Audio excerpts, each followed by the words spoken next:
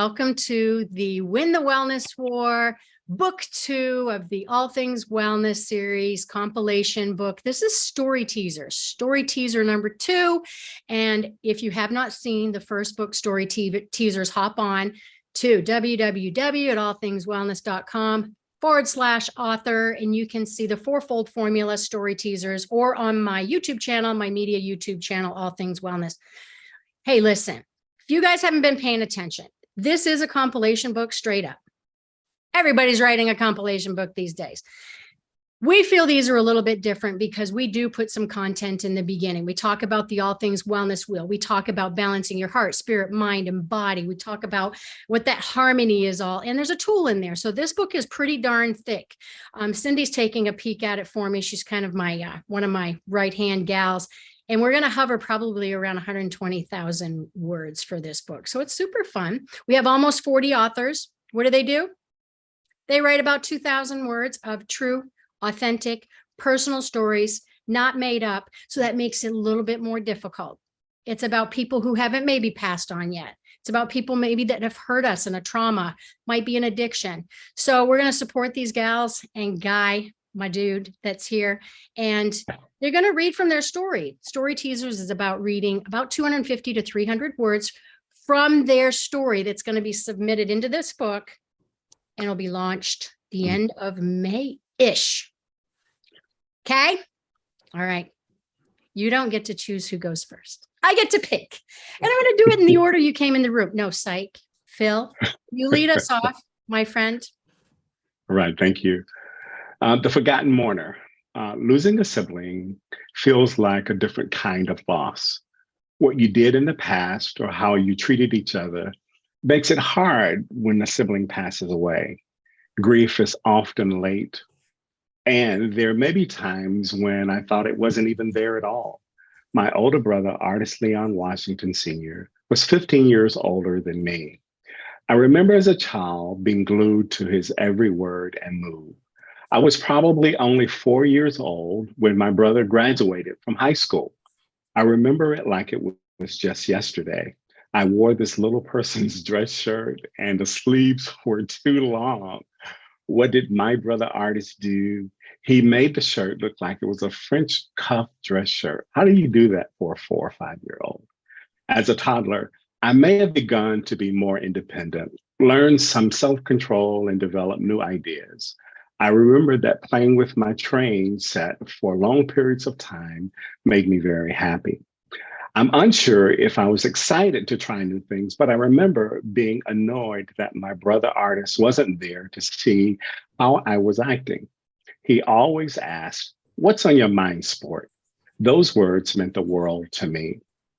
It was crucial to this story's conclusion that I provided this backstory regarding my close and intentional relationship with artists.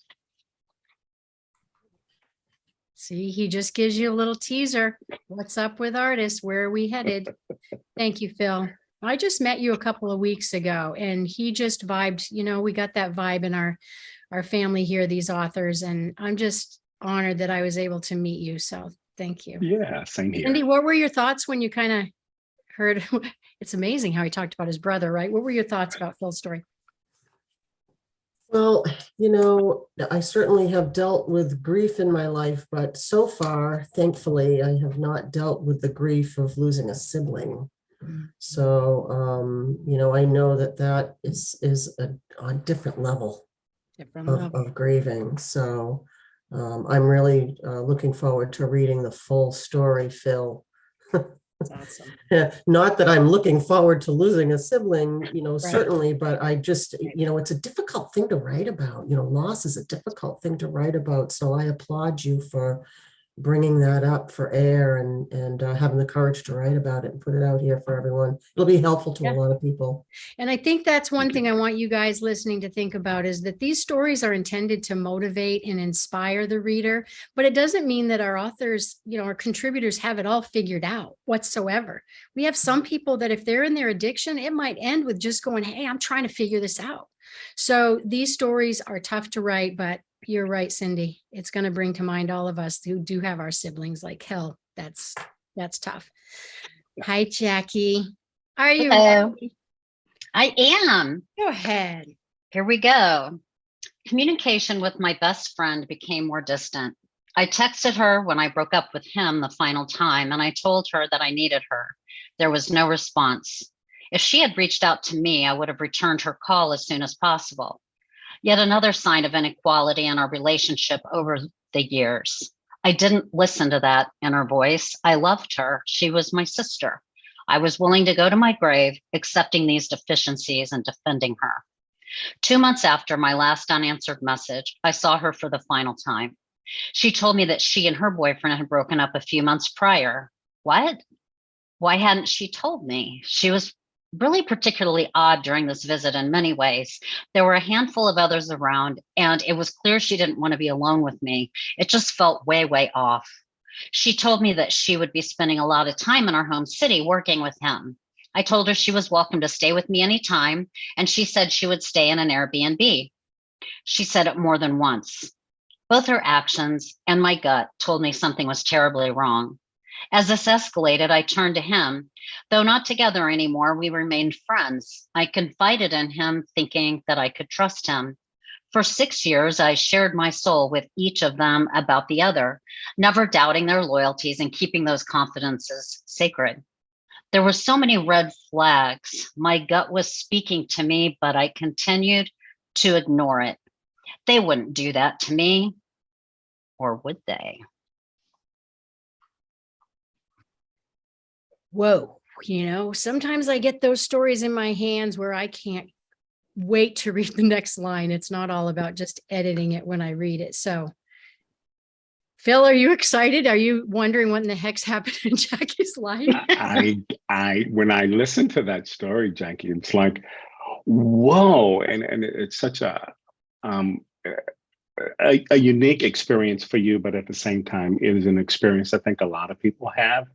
And it makes me think, how do we become comfortable with uncomfortable situations? It's so extremely hard to have a mindset, number one, to want to reach in there and go for it and more or less lean into it than to fly away from it. So I commend you for putting it on paper. It's not easy to do what you're doing and having that kind of friendship. And I don't think it's easy for me. I look at it this way, that we're both designated survivors in very different ways. Nice. That dang intuition, man, that needs a bigger bell sometimes, or a smack for me. All right, Cyndi, here we go, honey. Okay. My jaw is clenched so tight, I can barely open my mouth. My teeth are aching with every beat of my heart. I plead with the beast, but it scoffs at me. I am immediately aware that the pain will become far greater before it is over.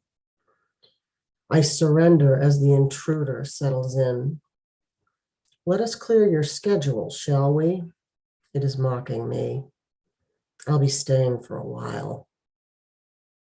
I am a prisoner now, shackled by the power of its brutal force. The beast will not kill you, but it will make you wish you were dead. It knows its power, and it can destroy lives, leaving in its wake the ruins of careers, relationships, and anything else that dares get in its way. Many have run away, unable to face you. I am forced to stay, unable to escape you. There are loud noises in my head, although I am alone, paralyzed in a dark and quiet room. A huge cracking sound startles me, followed by a piercing primal scream that causes me to moan softly. The sound of my own voice is like thunder in my ears. I am breathing very shallowly now. I feel the presence of my mother. She suffered at the hands of the beast as well. Suddenly, I am missing her terribly. I begin to cry. No, no, she whispers. Crying will only make it angry. Just breathe. I am grateful for brief moments of sleep. I dream I am floating in a room full of brilliant colors. The light dances with life as I reach out to touch it. The energy surges through my fingertips, my hand tingling with delight. I am not in any pain, just in the presence of comfortable peace. I am aware this is just a visit, and I cannot stay. I do not feel my body's weight, just my soul's presence. I wish never to leave this place, but I am encouraged to return. For now, I am in a restful sleep, but the beast will wake all too soon. Guys, I mean, I've seen that story several times. And as you were reading, Cyndi, my heart was just pounding. What were your thoughts, Jackie? Well, I'm definitely you're going to be one of the first stories that I read. Both of you will be, now that I've heard your teasers, because of course, now I want to know what the beast is. I really want to know what the beast is. So yeah, if you need somebody to look at your story, let me know. We got a real teaser going on here now. I'll tell you later, Jackie. Okay. We want some peekers now.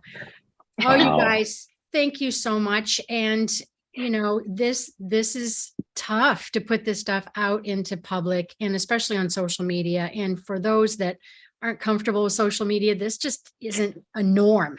You know, many of the things that are in this book have been suppressed. We were told to suppress them. We even were, you know, we make up characters or whatever we need to cope with some of these yucky things. And I just want to say to you guys, thank you so much. And Dr. Markus Wettstein is my co-author. He's an endocrinologist and a beautiful soul. Dr. Hassan Tetteh is writing the foreword for this book. We now have 8 media partners spanning all over the place. Super excited. And we have lots of more teasers to come along the way. So stay tuned and reach out to me if you have any questions. Peggy at allthingswellness. Let's give them a wave, you guys. Let's say bye-bye. Till next time, remember.